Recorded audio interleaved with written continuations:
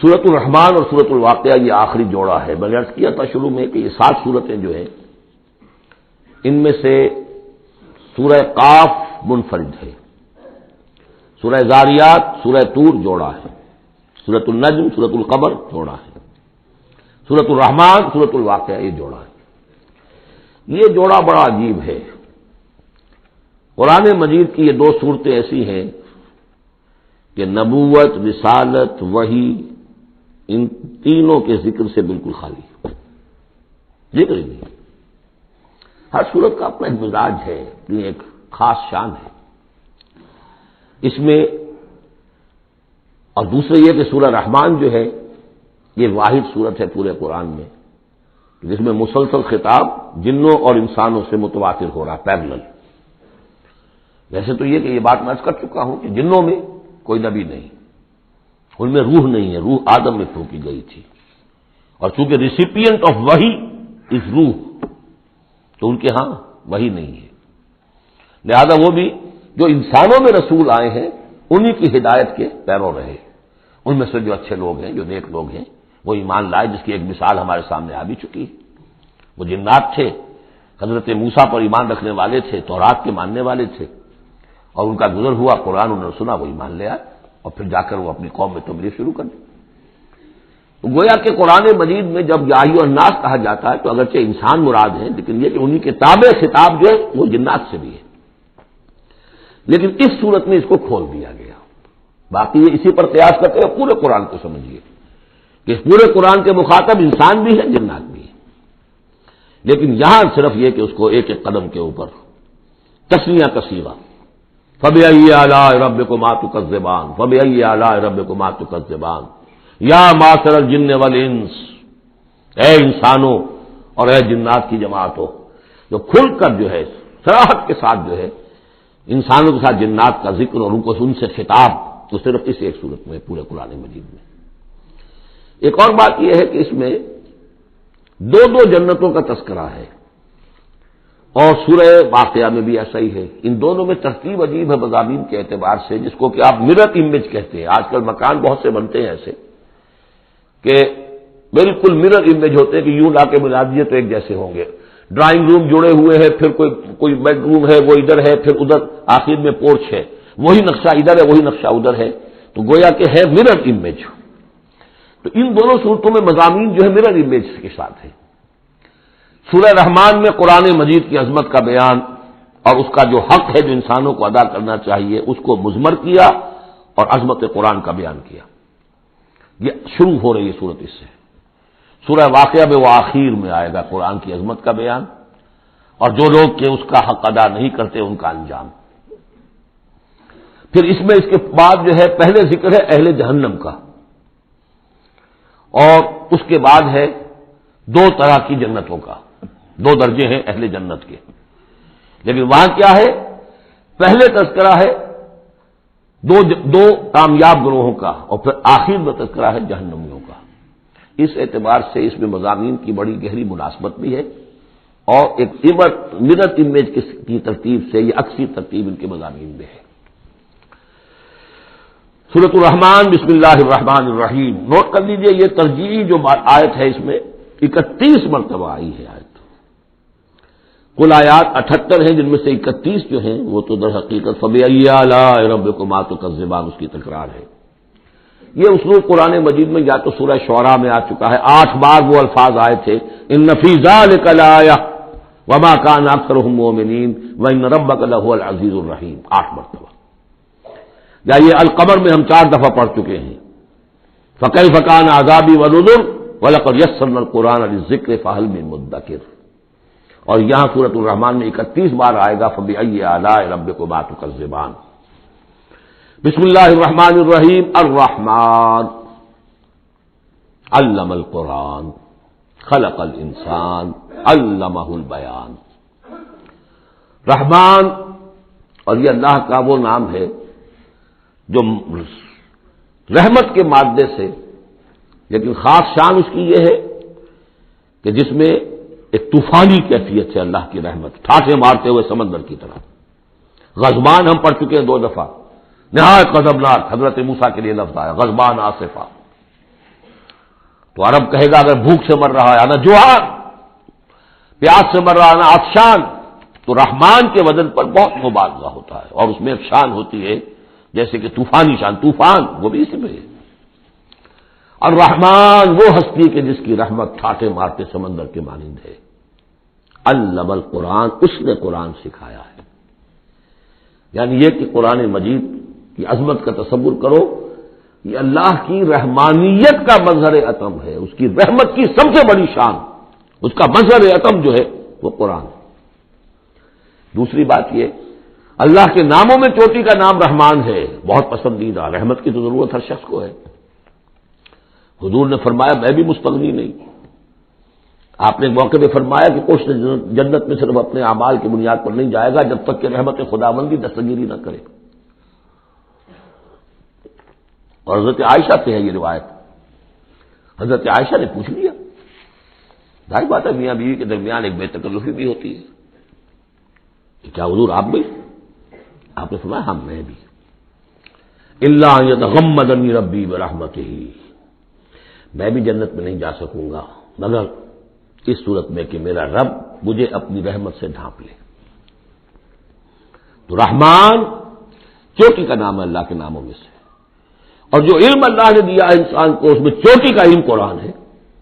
ایک علم وہ ہے ریویلڈ نالج جس کی چوٹی یہ ہے، ایک علم ہے ایکوائرڈ نالج، رفتہ رفتہ انسان جا رہا ہے، لیکن سب سے اونچا علم، سب سے بڑا علم خلق الانسان، اسی نے انسان کو بنایا، اور اس کی کریشن کا کلائمیکس انسان ہے، تخلیق کی معراج انسان ہے۔ خلقتہ بیدیہ، ہم نے دونوں ہاتھوں سے بنایا ہے، جس میں عالم امر اور عالم خلق جمع ہو گئے۔ اس سے آگے علمہ البیان، جو صلاحیتیں انسان کو دی ہیں ان میں چوٹی کی صلاحیت جو ہے بیان ہے۔ انسان کو کہا گیا حیوان ناطق، نطق، قوت بیان، اور یہ بات ہمیں معلوم ہے کہ یہ جو انسان کا جو برین ہے، ظاہر بات ہے گوریلاز میں بھی ہے، چمپینزیز میں بھی ہے، اور بھی حیوانات کے اندر بھی ہے، گھوڑے کا بھی برین ہے، لیکن یہ برین جیسے جیسے رفتہ رفتہ لوئر اینیمل سے اوپر آپ آ کر دیکھتے ہیں، ہائیسٹ انسان کے اندر آ کر اس کا جو گرے میٹر ہے، وہ جو ہائیسٹ ایوالو فارم ہے، اس میں مختلف ایریاز ہیں۔ یہ ویژن کا ایریا ہے، آنکھ سے جو انفارمیشن جا رہی ہے وہ پھر ڈسائفر ہوتی ہے گرے میٹر کے اس پچھلے حصے کے اندر، ہیئرنگ ایریا ہے۔ لیکن سب سے بڑا رقبہ جو ہے وہ ہے اسپیچ سینٹر، اور اس کے دو حصے ہیں، دوسرے کی بات سننا اور سمجھنا، پھر اپنی بات کہنا، یہ دو ایسپیکٹس ہیں اس کے۔ تو اسپیچ سینٹر، اس میں دونوں چیزیں آ جائیں گی، کلام کا فہم اور پھر کلام کو دوسروں تک پہنچانا۔ تو علمہ البیان، اللہ نے صلاحیتیں تو اور بھی دی انسانوں کو بہت سی، آنکھ بھی دی، کان بھی دیا، لیکن یہ آنکھ اور کان تو حیوانات میں بھی ہے، بلکہ بعض حیوانات کی بصارت ہم سے کہیں زیادہ آگے ہے۔ بعض حیوانات وہ ہیں کہ جنہیں روشنی کی بھی ضرورت نہیں دیکھنے کے لیے، بغیر اندھیری میں بھی دیکھتے، ہم تو اندھیرے میں نہیں دیکھ سکتے۔ اس طرح کان، گھوڑے کا کان جو ہے اس کے کان کھڑے ہو جاتے ہیں اینٹنا کی طرح سے، اگر کہیں سے آہٹ ہو، جب یہ آپ کے گھوڑ سوار نے کچھ نہیں دیکھا، کھلا سنا ہے، لیکن ذرا سی آہٹ کہیں کی گھوڑے نے سن لی۔ اس حوالے سے باقی چیزیں جو ہیں ان میں تو یہ کہ علیحدہ علیحدہ گنا جائے گا تو صلاحیتیں باقی شاید انسان سے بہتر بھی دوسرے حیوانات میں ہیں۔ سونگنے کی صلاحیت کتے میں جتنی ہے ہمارے پاس تو 1/100 بھی نہیں۔ حیوانات میں سونگنے کا ایریا جو ہے وہ بہت بڑا ہوتا ہے برین کے اندر، وہ سونگ کر چیزوں کو اندازہ کرتے ہیں کھانے کی ہے کہ نہیں ہے۔ لیکن انسان کے ہاں آ کر ہائیسٹ لیول آف برین میں یہ اسپیچ سینٹر ہے۔ اب یہ جو 4 آیتوں سے 3 جملے بنے، الرحمن آیت 1 ہو گئی لیکن جملہ تو نہیں بنا، الرحمن مبتدا ہے، علم القرآن خبر ہے، جملہ اب بنا، تو جملے 3 ہوئے، الرحمن علم القرآن خلق الانسان علمہ البیان۔ اس کو جو ریشو پروپورشن کا قاعدہ ہوتا تھا نسبت و تناسب کا حساب میں، ارتھمیٹک میں 3 ویلیوز دی گئی ہیں، چوتھی تلاش کرو، چوتھی ویلیو اس میں کیا ہے جو مضمر ہے، چھپی ہوئی ہے۔ انسان کو جو بہترین صلاحیت اللہ نے دی ہے قوت بیان، اس کا مصرف بھی ہونا چاہیے بہترین۔ اس کا بہترین مصرف یہ ہے کہ قرآن سمجھو اور سمجھاؤ، قرآن پڑھو اور پڑھاؤ، جیسے کہاوت ہے کہ توپ اس لیے نہیں بنتی کہ اسے مکھیاں ماری جائے، اسی طرح اتنی بڑی صلاحیت جو تمہیں اللہ نے دی ہے، اسی صلاحیت کو وکلا استعمال کرتے ہو، جو اچھا آرگو کر سکے اس کی فیس بڑھتی چلی جاتی۔ ڈیماگوگ کوئی لیڈر ہے، بڑی اچھی تقریر کر سکتا ہے، وہ بڑھنے مارنے پر جو ہے مجمع کو آبادہ کر دے گا، لوگوں کو آبادہ کر دے گا، وہ اپنی گردنیں کٹوا دیں گے، لیڈر بن جائے گا۔ تو یہ صلاحیت جو اس لیے نہیں ہے کہ تم دنیا میں لیڈریاں اپنی بناؤ اس کے ذریعے سے، اس کا مصرف کیا ہے؟ قرآن سمجھو اور سمجھاؤ۔ یہ ہے بیان، اللہ کا بیان۔ اس بیان کو سمجھنا، پہلے تو اسپیچ سینٹر کا وہ حصہ جو ہے اس کو سمجھے، اور پھر اسپیچ سینٹر کا جو دوسرا جو حصہ ہے وہ اس کو بیان کرے۔ چنانچہ اس کو کھول کر بیان کر دیا محمد رسول اللہ صلی اللہ علیہ وسلم نے۔ حدیث ہے آپ کی جس کے راوی ہیں عثمان ابن عفان۔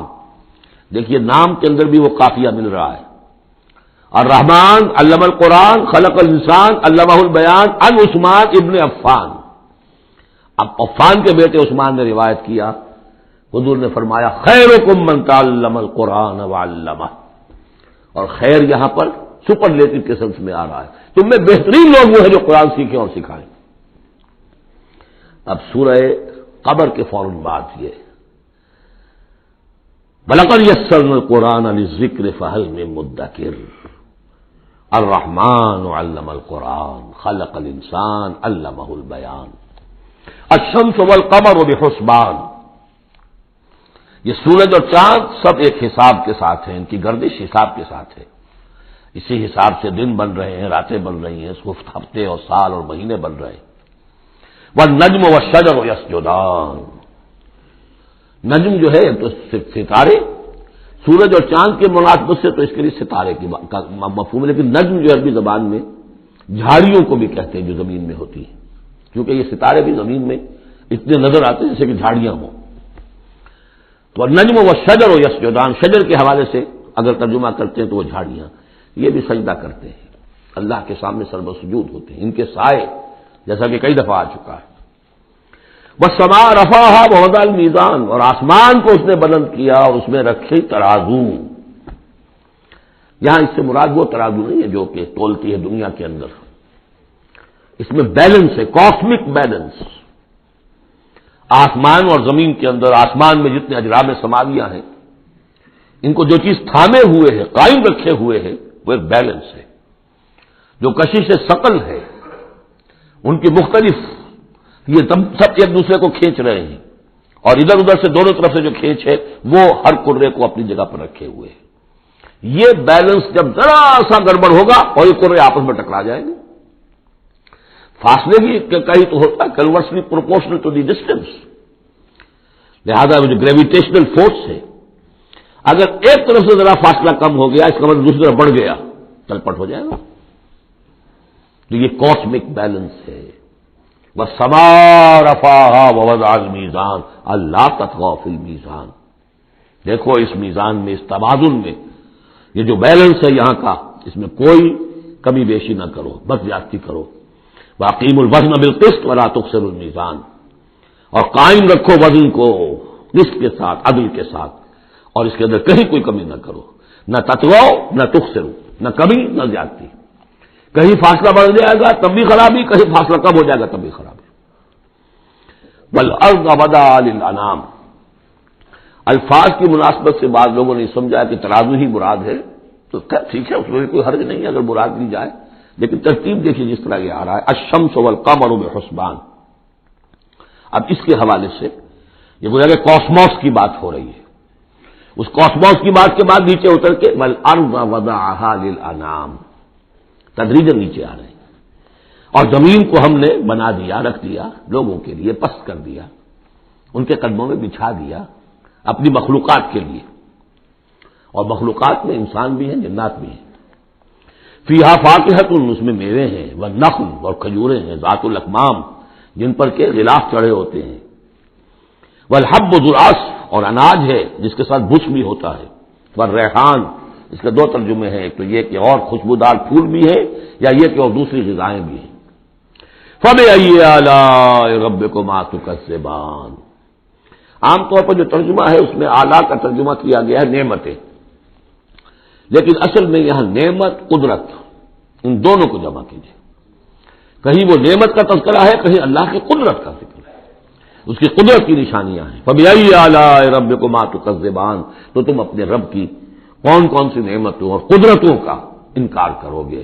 تکذبان صیغہ ہے تثنیہ کا، دونوں سے خطاب ہو رہا ہے، انسانوں سے اور جنوں سے، اور یہ بات آگے چل کر واضح ہو جائے گی. خلق الانسان من صلصال کالفخار، ہم نے بنایا انسان کو اس صلصال سے، اس سوکھی ہوئی خشک مٹی سے، وہ گارا سنا ہوا گورا، صلصال من حمئی مسنون، اور جب وہ اتنا سوکھ گیا کہ کھنکنے لگا، کالفخار جیسے ٹھیکرا ہوتا ہے، اسے بنایا. وخلق الجان من مارج من نار، اور جنات کو ہم نے بنایا آگ کی لپٹ سے، جس کو کہ ہم اس سے پہلے پڑھ چکے ہیں سورہ ہجر میں، نار السموم، لو جیسی ہوتی ہے جس کے اندر کی آگ ہوتی ہے. تو ایسے ہی وہ جو فلیم ہوتا ہے، شعلہ، اس کا ایک حصہ تو ہے جو نظر آتا ہے اور ایک حصہ وہ جو نظر نہیں آتا. وہ جو اوپر کا حصہ ہے وہ ہے جب سب سے زیادہ ہیٹ ٹیمپریچر ہائیسٹ وہاں ہوتا ہے، وہ ہے مارج من نار. فبأي آلاء ربكما تكذبان، رب المشرقین و رب المغربین، وہ رب ہے مشرقوں کا بھی، دونوں مشرقوں کا اور دونوں مغربوں کا. یہ تسمیہ کی جو مناسبت سے یہاں پر مشرقین و مغربین کا، کہیں مشارق والمغارب ہے، رب المشارق والمغارب، کہیں مشرق و مغرب ہے، اور یہ سب ٹھیک ہے. مشرق و مغرب واحد کی حیثیت سے بھی درست ہے. اور مشرقین اور مغربین، اس وقت کا جو مشرق ہے جہاں سورج نکل رہا ہے، اس کے مقابلے میں مغرب ہے جہاں وہ ڈوبے گا. لیکن وہی مغرب وہ مشرق ہے، دوسرے ہمارا جو پیچھے جو حصہ ہے گلوب کا، اس کا مشرق ہے، اور جو ہمارا مشرق ہے وہ اس کا مغرب ہے. تو دو مشرق دو مغرب. پھر یہ کہ ہر نقطہ جو ہے زمین پر وہ مشرق بھی ہے مغرب بھی ہے. کسی نہ کسی وقت وہاں پر سورج جو ہے طلوع ہو رہا ہے، کبھی وہاں پر غروب ہو رہا ہے. تو مشارق والمغارب. لیکن یہاں پر تسلیہ کی مناسبت سے رب المشرقین و رب المغربین، دونوں مشرقوں کا رب مالک اور دونوں مغربوں کا. فبأي آلاء ربكما تكذبان، مرج البحرین یلتقیان، اس نے چلا لیے دو دریا جو آپس میں ملے ہوئے بھی ہیں، بینہما برزخ لا یبغیان، لیکن ان کے مابین ایک ایسا پردہ حائل ہے کہ وہ ایک دوسرے میں گھستے نہیں ہیں، داخل نہیں ہوتے، اپنی حد کے اندر رہتے ہیں. یہ ہیں گرم روئیں چلتی ہیں ٹھنڈے پانی کے سمندر میں، یا جیسے کہ کابل پر نظر آتا ہے دو دریا چل رہے ہیں، دریائے سندھ کا پانی علیحدہ نظر آ رہا ہے اور دریائے کابل کا علیحدہ نظر آ رہا ہے، اور یہ اٹک پر نظر آتا ہے، اور کافی دور تک پھر علیحدہ علیحدہ چلتے نظر آتے ہیں. فبأي آلاء ربكما تكذبان يخرج منهما اللؤلؤ والمرجان، اور ان دونوں سے نکلتے ہیں موتی بھی اور مونگے بھی. فبأي آلاء ربكما تكذبان وله الجوار المنشآت في البحر كالأعلام، اور اس کے لیے ہی ہے، اللہ ہی کی ملکیت ہے وہ پہاڑ جیسے جہاز، جوار المنشآت، پھر جو اونچے کھڑے رہتے ہیں اور سمندر میں ایسے ہوتے ہیں جیسے پہاڑ. پچھلے زمانے میں بھی تو اگرچہ بادبانی ہوتے تھے، جب بادبان کھل جاتے تھے تو بڑی اونچی اونچی جو ہے بادبان ہوتے تھے ان کے، پہاڑ کی طرح، پہاڑیاں چھوٹی چھوٹی. اور آج جو کچھ چلتے ہیں بڑے بڑے جہاز، ان کو جو دیکھیں تو واقعی تو وہ پہاڑ ہوتے ہیں سمندر میں. فبأي آلاء ربكما تكذبان كل من عليها فان. اب یہ جو یہاں آئی ہیں اب تک آیات، اللہ کی صنائی، اللہ کی قدرت نوٹ کریں گے جب ہم سورہ واقعہ پڑھیں گے. پہلے آیا ذکر قرآن، اس کی عظمت، اور اس کا جو ایک مضمر ہے چیز کہ انسان کو اس قرآن کی عظمت اور فضیلت کو سمجھ کر، اگر اللہ نے وہ جو شعر علامہ اقبال کا، اگر یک قطرہ خون داری اگر مجھتے پرے داری، بیا با من تو آ موزم طریق شاہ بازی را، اگر تمہارے جسم میں کوئی قطرہ خون ہے اور کوئی مٹھی بھر پر بھی تمہیں دے رکھے ہیں، اے چڑیا اے بیا، آؤ کہ میں تمہیں شاہ بازی کے طریقے سکھاؤں. اسی طریقے سے اگر تمہیں بولنے کی صلاحیت دی ہے اللہ نے، تو اس کا مصرف کیا ہے؟ خیرکم من تعلم القرآن وعلمہ. سمجھنے کی صلاحیت دی ہے، قرآن سمجھو. بیان کرنے کی صلاحیت دی ہے، بیان کرو قرآن کو. پھر یہ کہ اللہ تعالیٰ کی تخلیقی قوت، اس کا تذکرہ ہوا۔ وہاں آپ دیکھیں گے یہ بالکل الٹی یہی ترتیب ہوگی، آخر میں قرآن مجید کی عظمت، اس سے پہلے اللہ کی تخلیقی عظمت، اللہ کے یہی جو اعلیٰ ہے، اس کے بعد اب پہلے جہنم والوں میں تذکرہ یہاں ہو رہا ہے، وہاں بعد میں ہوگا۔ فرمایا کل من علیہا فان، جو بھی ہے اس زمین پر جو بھی مخلوقات ہیں سب فنا ہونے والی ہے۔ وَيَبْقَى وَجْهُ رَبِّكَ ذُو الْجَلَالِ وَالْإِكْرَامِ، باقی تو رہے گا صرف تیرے رب کا منہ، تیرے رب کا چہرہ، جو بہت بزرگی والا ہے اور بہت عظمت والا ہے۔ اب یہ کہ اللہ کا چہرہ ہم کیا اس کو نہیں سمجھ سکتے، آیات متشابہات میں سے ہوگا۔ جو اس کا مفہوم سمجھیں گے وہ یہ ہے اللہ کی ذات باقی، باقی سب چیز اللہ تعالیٰ کے سوا سب فانی، پوٹینشلی سب فانی ہے، اپنے طور پر سب کسی کا وجود جو ہے اپنے بل پر قائم نہیں ہے۔ اللہ جب تک قائم رکھے تو در حقیقت وہ خود اپنے بل پر قائم نہیں ہے، وہ تو اللہ تعالیٰ نے ان کو قائم رکھا ہوا ہے۔ کل من علیہا فان، اللہ باقی من کل فان، اللہ ہی باقی ہے، باقی تمام فانی ہے۔ وَيَبْقَى وَجْهُ رَبِّكَ ذُو الْجَلَالِ وَالْإِكْرَامِ فَبِأَيِّ آلَاءِ رَبِّكُمَا تُكَذِّبَانِ يَسْأَلُهُ مَنْ فِي السَّمَاوَاتِ وَالْأَرْضِ، جو بھی ہے آسمان اور زمین میں وہ سب اس کے در کے سوالی ہیں، اسی سے مانگ رہے ہیں۔ وجود بھی ملا ہے اسی سے، حیات کسی کے پاس ہے دی ہوئی ہے اسی کی، کوئی صلاحیت ہے تو دی ہوئی ہے اسی کی، کوئی ذہانت ہے تو دی ہوئی ہے اسی کی، روز کا رزق جو آ رہا ہے اسی کا عطا کرنا، ہر ایک سائل ہے۔ جو سورہ محمد میں ہم نے پڑھا کہ تم سب فقراء ہو واللہ هو الغنی وانتم الفقراء، تم سب کے سب محتاج ہو، تمہارا وجود مستعار، تمہاری حیات مستعار، تمہیں علم جو دیا اس نے دیا جتنا دیا، ولا یحیطون بشیء من علمہ الا بما شاء، تو تمہاری کیفیت یسألہ من فی السماوات والارض، اسی سے مانگتا ہے جو بھی ہے آسمانوں میں اور زمین میں۔ کل یوم ہو فی شان، وہ ہر دن ایک شغل میں ہے، اس کی ایک مصروفیت ہے۔ یہاں میرے نزدیک اشارہ ہے اسی بات کی طرف، یدبر الامر من السماء الى الارض ثم یعرج الیہ فی یوم کان مقدارہ الف سنۃ مما تعدون، تدبیر امر ہے، ایک دن کی تدبیر وہ کرتا ہے، کیا کچھ قوت ہے، وہ ایک دن اس کا 1000 سال کا ہے، اس میں کیا کیا ہونا ہے، کس طرح سے ہونا ہے، پھر وہ احکام کی تنفیذ ہوتی ہے، پھر اس کی رپورٹ ہے، اس کو واپس جاتی ہے۔ تو کل یوم ہوا فی شان، وہ کوئی ایک یوں سمجھیے کہ کوئی اسٹیٹک کوئی حقیقت نہیں ہے، خود اس کی مصروفیات، کل یوم ہوا فی شان، نئی شان کے ساتھ اس کا ظہور ہوتا ہے۔ کل یوم ہوا فی شان فبأی آلاء ربکما تکذبان سنفرغ لکم ایھا الثقلان، اب یہاں پر کھل کر بات کی کہ یہ تکذبان کیوں کہا جا رہا ہے، ہم جلد ہی فارغ ہو جائیں گے تمہارے لیے، اے دو بھاری قافلوں، اے انسانوں کا قافلہ اور اے جنات کے قافلے۔ ابھی جو ہے اس کائنات کو ہم نے چلایا ہوا ہے، ابھی مہلتیں ہم نے دے رکھی ہیں، وقت مقرر کیا ہوا ہے، اجل مسمى ہے اس کائنات کی بھی اور ہر قوم کی بھی، لکل امت اجل، ہر امت کے لیے بھی ایک اجل ہے، ہر ایک فرد کی اجل ہے، وہ سب ہے، لیکن عنقریب ہم فارغ ہو جائیں گے تمہارے لیے، تمہیں اپنے پاس بلا دیں گے، تم سے حساب کتاب لیں گے، تم سے پوچھ گچھ ہوگی۔ فبأی آلاء ربکما تکذبان، تو اے جنات اور اے انسانوں کی جماعت، تو تم اپنے رب کی کن کن نعمتوں کا اور کن کن سنائیوں کا، کن کن قدرتوں کا انکار کرو گے۔ یا معاشر الجن والانس ان استطعتم ان تنفذوا من اقطار السماوات والارض فانفذوا لا تنفذون الا بسلطان فبأي آلاء ربكما تكذبان يرسل عليكما شواظ من نار ونحاس فلا تنتصران فبأي آلاء ربكما تكذبان صدق اللہ العظیم۔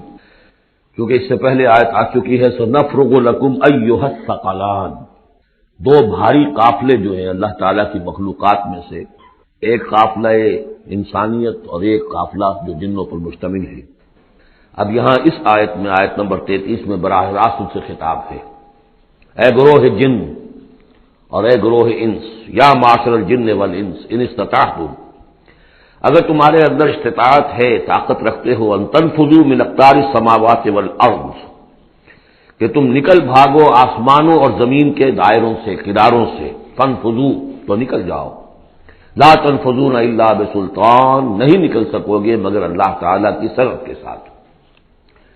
یہ آیت مبارکہ مشکلات القرآن میں سے ہے، پوری طرح ہم شاید ابھی نہ سمجھ پائیں جب تک کہ اور ہمارا علم جو ہے کائنات کے بارے میں، کاسموس کے بارے میں اور علم بڑھ نہیں جاتا، لیکن یہ کہ عام طور پر یہ سمجھا گیا ہے کہ یہ انسان اور جن جو ہیں ایک حد تک ان کی رسائی ہے اس کائنات کے اندر، اس سے آگے نہیں، جیسے کہ آ چکا ہے، میں پہلے بھی بیان کیا ہے کہ جنات کے لیے غالباً یہ ہمارا جو سولر سسٹم ہے، یہ پورا جو ہے یہ ان کی جولان گاہ ہے، اس میں یہ جائیں جدھر جائیں چلے جائیں، اس سے آگے نہیں۔ انسانوں کا معاملہ یہ ہے کہ وہ اس کے اندر بھی جو بھی فاصلہ طے کرتے ہیں، وہ ظاہر بات ہے کہ وہ اس کے لیے مشینیں ایجاد کر کے جہاں تک جا رہے ہیں، لیکن اس پورے سولر سسٹم تک بھی ان کی رسائی ممکن نہیں ہوگی۔ لیکن یہ کہ ایک گمان میرا ہے جو میں آپ کے سامنے پیش کر رہا ہوں کہ قرآن مجید جب آسمانوں اور زمین کی بات کرتا ہے تو وہ مراد ہوتی ہے کل کائنات، کل یونیورس، اور کل یونیورس کے کناروں سے نکل بھاگنا، اس کے کیا معنی ہے؟ اس کے معنی یہ ہے معدوم ہو جانا، یعنی یہ کہ جہنم میں پڑنے والے چاہیں گے کہ ہم معدوم ہو جائیں، کاش کہ جیسا کہ ہم نے پڑھا تھا سورہ نساء میں، فَكَيْفَ إِذَا جِئْنَا مِن كُلِّ أُمَّةٍ بِشَهِيدٍ وَجِئْنَا بِكَ عَلَىٰ هَٰؤُلَاءِ شَهِيدًا، اس روز انسان چاہیں گے کہ اس طرح زمین شق ہو جائے، وہ اس میں دھس جائے اور زمین اوپر سے برابر کر دی جائے، یہ تو ہوگا یوم الحساب کو۔ لیکن سوال یہ ہے کہ من اقطار السماوات والارض، تمام آسمانوں اور زمین کے کناروں سے نکل بھاگنا، معدوم ہونا، یہ بھی بس میں نہیں ہے، اللہ کے اذن سے ہی ہم بنے ہیں، ہمیں وجود عطا ہوا ہے، اور اللہ ہی کا اختیار ہے جو ہمیں معدوم کر سکتا ہے۔ ہم لاکھ چاہیں کہ معدوم ہو جائیں، معدوم نہیں ہو سکتے، یہ بھی ہمارے اختیار سے باہر ہے، اذن رب ہی ہو تو ہم معدوم ہوں بغیر اذن رب۔ یہاں پر ویسے جو الا بسلطان، اللہ کا حکم، اللہ کی مرضی، اللہ کی سند، جس اس طرح کی کوئی بات ہے، اگرچہ عام طور پر بات وہ سمجھی گئی ہے جو پہلے میں نے بتایا، میرا گمان یہ ہے واللہ عالم، بہرحال مشکلات القرآن میں سے ہے۔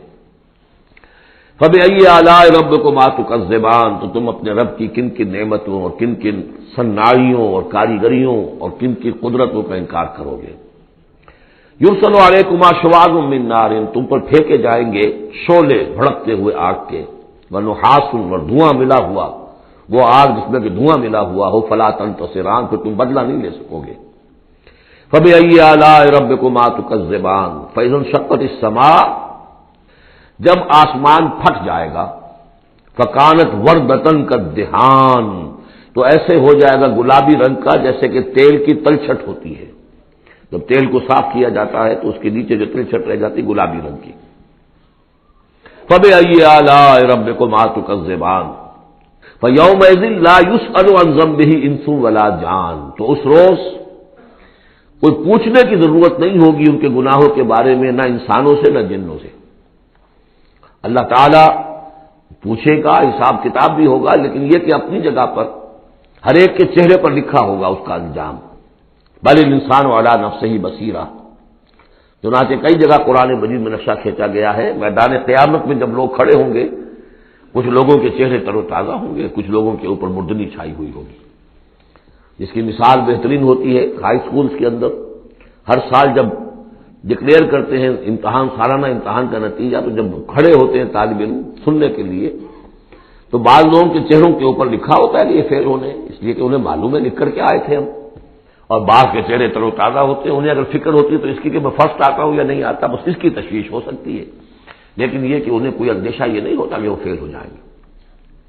فَيَوْمَئِذٍ لَا يُسْأَلُ عَنْ ذَنبِهِ إِنسٌ وَلَا جَانٌ، اس دن پوچھا جانا ضروری نہیں ہوگا کسی سے بھی، نہ جن سے نہ ان سے، ان کے گناہ کے بارے میں۔ فَبِأَيِّ آلَاءِ رَبِّكُمَا تُكَذِّبَانِ يُعْرَفُ الْمُجْرِمُونَ بِسِيمَاهُمْ، پہچان لیے جائیں گے مجرم اپنے چہروں سے، چہرے ان کے اترے ہوئے ہوں گے، انہیں تو معلوم ہوگا۔ یعرف المجرمون بسیماہم فیؤخذ بالنواصی والاقدام، پھر ان کو پکڑا جائے گا ان کی پیشانی کے بالوں سے اور پاؤں سے، یعنی ہر ایک کو کوئی فرشتہ جو ہے وہ ادھر سے اس کی پیشانی کے بال پکڑے گا اور ادھر سے اس کی ٹانگیں پکڑ کر ٹاس کرے گا اسے۔ فبأي آلاء ربكما تكذبان هذه جہنم التي يكذب بها المجرمون، جب پھینکا جائے گا اسے جہنم، یہ ہے وہ جہنم کہ جس کو جھٹلاتے رہے تھے وہ لوگ کہ جو جھٹلانے والے تھے، هذه جہنم التي يكذب بها المجرمون، جسے مجرم گناہگار جھٹلاتے رہے۔ یطوفون بینہا وبین حمیم آن، اب وہ چکر لگاتے رہیں گے، اس آگ سے نکلیں گے، پانی پینا چاہیں گے تو وہ پانی کھولتا ہوگا، حمیم آن، کھولتے پانی کے اور اس آگ کے درمیان۔ فبأي آلاء ربكما تكذبان، اب یہ تو اہل جہنم کا انجام ہے جو یہاں بیان ہو گیا۔ یہاں جنتیوں کے انجام سے پہلے ان کا بیان ہے، سورہ واقعہ میں پہلے جنتیوں کا بیان آئے گا اور پھر اہل جہنم کا بیان آئے گا، ترتیب عکسی۔ وَلِمَنْ خَافَ مَقَامَ رَبِّهِ جَنَّتَانِ، اور جو بھی اپنے رب کے حضور میں کھڑے ہونے سے ڈرتا رہا، لرزا اور ترستا رہا، اس کے لیے دو جنتیں ہیں۔ یہ دو جنتیں کیوں کہی گئی؟ اس کے لیے جو توجیہ میری سمجھ میں آئی ہے اس میں مجھے خاصا اطمینان ہے، انشراح ہے کہ جنتیں جو جنوں کے لیے ہوں گی وہ علیحدہ جنت ہے، انسانوں کے لیے علیحدہ ہے۔ ظاہر بات ہے دونوں کے احساسات جدا ہیں، دونوں کے ذوق جدا ہیں، دونوں کے مذاق جدا ہیں، لہذا ایک جنت ہے کہ جو انسانوں کے لیے ہے اور ایک جنت ہے کہ جو جنات کے لیے ہے۔ ایک ہی طرح کی چیزیں ان دونوں کے لیے پلیزنٹ اور ان دونوں کے لیے جو ہو سکتی ہیں مسرت اور سرور آمیز، وہ ایک طرح کی نہیں ہو سکتی، ان کے تقاضے مختلف ہوں گے۔ تو لمن خاف، جو ڈرنے والے ہیں ان کے لیے جنتیں فراہم کر دی اللہ نے، وہی تسلیہ کا صیغہ ہے کیونکہ یہاں جنوں اور انسانوں سے خطاب ہو رہا ہے مسلسل۔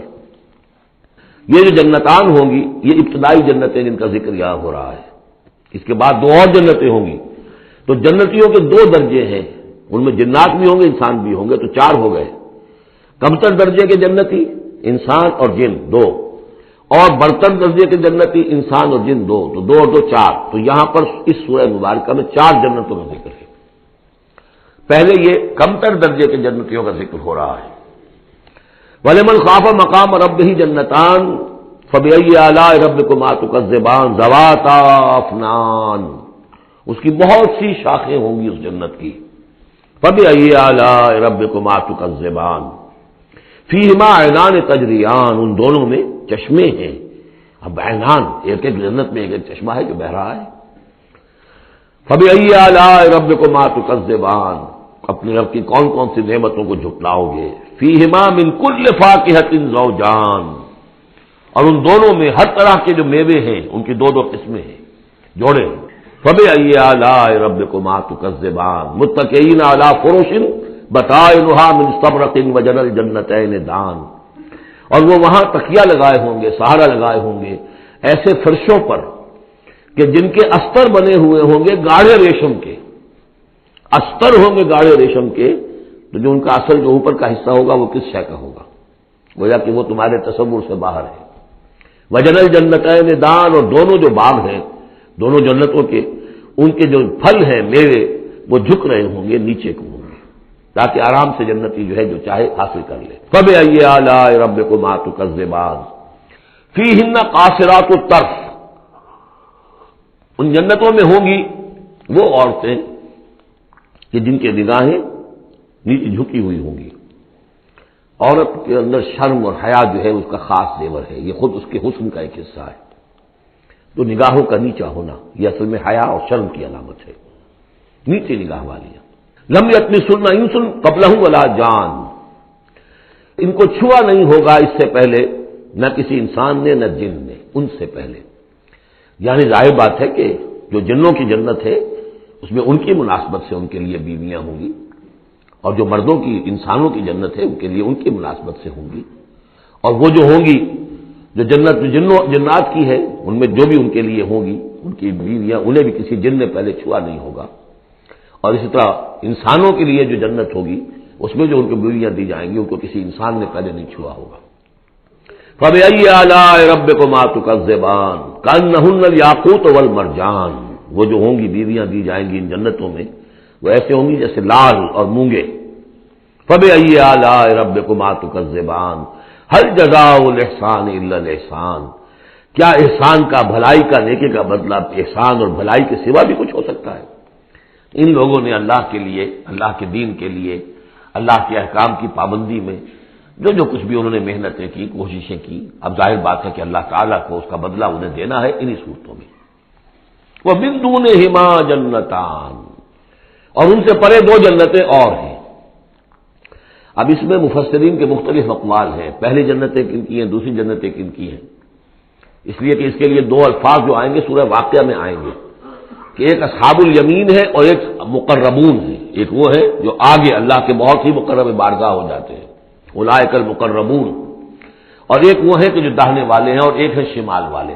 تو ایک تو ہے بنیادی، یہ گمراہ تھے، یہ جہنمی، یہ نیک تھے، اور یہ جو ہے جنتی ہیں. لیکن ایک ہے بہت آگے والے، فالسابقون السابقون اولئک المقربون، وہ لوگ جو آگے نکل جانے والے ہیں، وہ جو بلندتر نیکیوں والے ہیں، بلندتر مقامات والے ہیں.